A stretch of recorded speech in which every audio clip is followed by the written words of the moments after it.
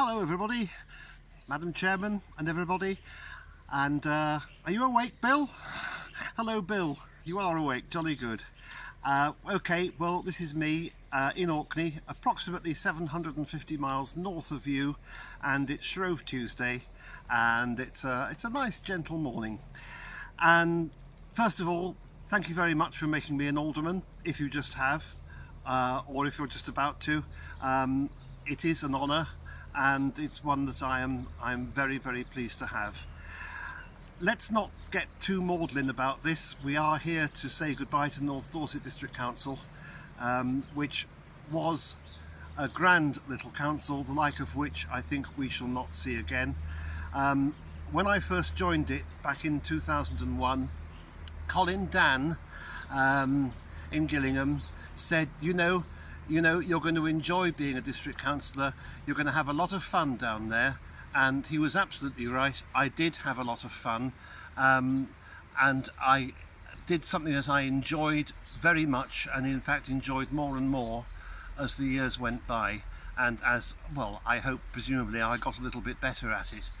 I think each of us has his or her own idea of what made North Dorset District Council so special.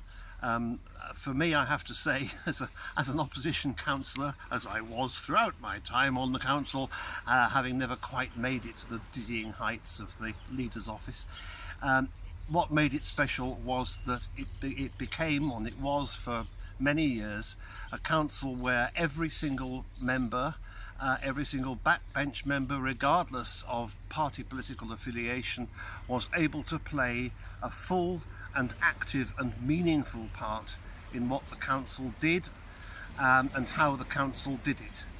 And I will also say, and of course I would say this, wouldn't I, we had the best scrutiny function of any council I know of. In fact, Professor Christopher Chope of the Institute of Local Government, not Christopher Chope, that wasn't his name, it was Christopher something else, he did say that he enjoyed visiting us more than any other council he went to, because as far as he was concerned, we were getting scrutiny right all the way down the line, and that was good to hear. And that was of course an achievement of scrutiny under John Tory, which eventually I took over, and I hope preserved that ethos.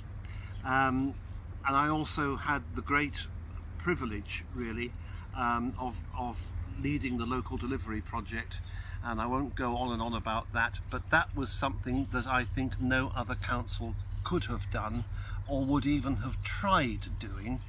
And I do remember many occasions where Peter Webb and I and Stephen Hill would sort of go on a road trip and visit other councils to tell them the story of how we did what we did. And Peter Webb would always give the same intro, and it was an intro about the injustice of the capping, of course. And then he said that, you know, an idea came forth that we would try to get the local communities to take over the ownership of various non-statutory functions. And he said the first thing I did was I appointed the leader of the opposition to lead this project, and I would look out at the faces of the councillors and the officers we were talking to, and one or two of them looked kind of wistful, and the rest looked as though Peter had just taken all his clothes off and started dancing a jig on the table. They were horrified.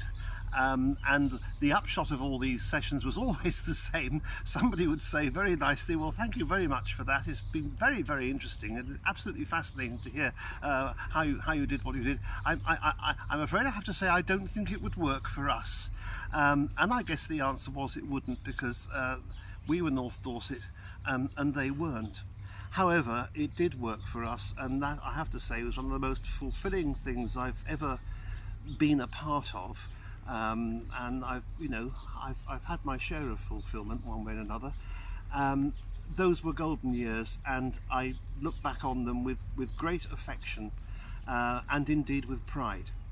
So looking ahead, well, now is not the time possibly to look ahead, but I do have to say, from from 750 miles away, because you can't get back at me for saying it, looking at the way the Shadow Council is shaping up, I don't think it's going terribly well, particularly with regard to scrutiny, and I would say that, wouldn't I? And I have just said it. I think one lesson, and these are not my words actually, they're Peter Webb's words, that we learned from that whole process, was that a council that exists for the comfort and convenience of its executive members and its senior management is a failing council. And I rather fear that the Dorset Council is one that is being set up to fail. And talking of failure, I've got a little quote that I'd like to leave you with. It's by Samuel Beckett, particularly appropriate, I think, and it goes like this. Ever tried, ever failed. No matter. Try again. Fail again. Fail better. I can think of no better motto to leave you with for the years that lie ahead than that. Fail better, chaps, and now enjoy your sandwiches. Goodbye.